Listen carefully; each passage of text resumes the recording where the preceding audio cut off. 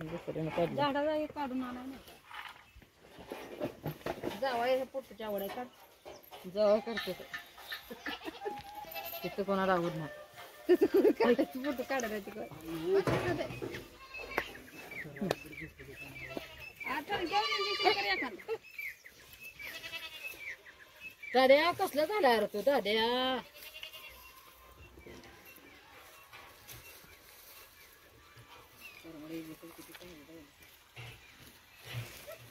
₹800 घेते आम्ही ते पैसे त्यांचं त्या कधी येते म्हणून तर आम्ही ते पण लावले स्वतः कसं आहे आता कसं कसं पडलं कळलं असेल नारळ फोडायला तर नाही म्हणते नारळ ते काय तर वर होतं दुखवायचं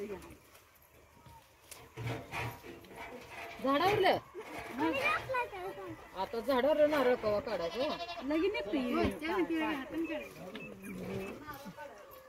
आणि माझं सगळं मुडका केलं अगं पाळणा फुटलाय ग ते पाणी दे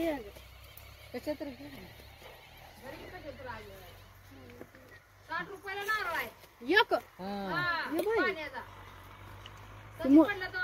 ते असलं मोठं असते तो केरळ ना केरळचं नारळ ती कशाला त्याला मोठं उडवते तू धडवून तिकडे कुठे कुठं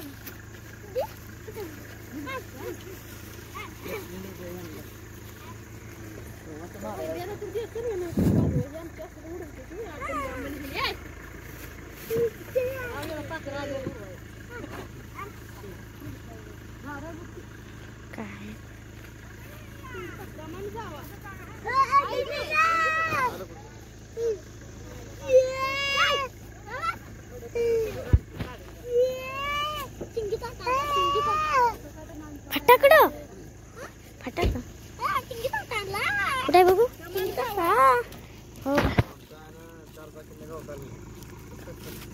चिंगी तर एवढं आणले तर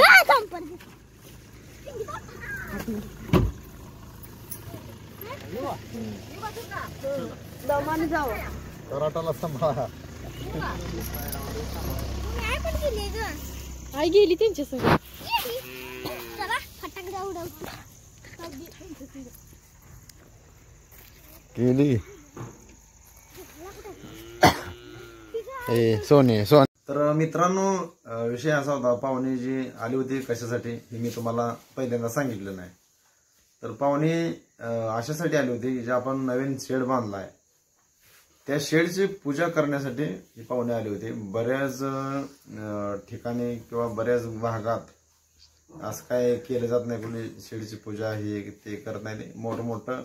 बंगलं हे बांधलं की त्याचं मग वास्तुशांती वगैरे करतात पण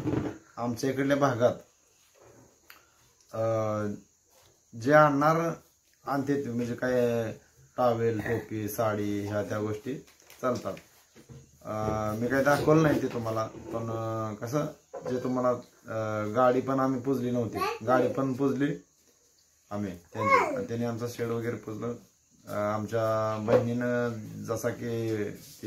तुम्ही बघितला पाठीमागल्या व्हिडिओमध्ये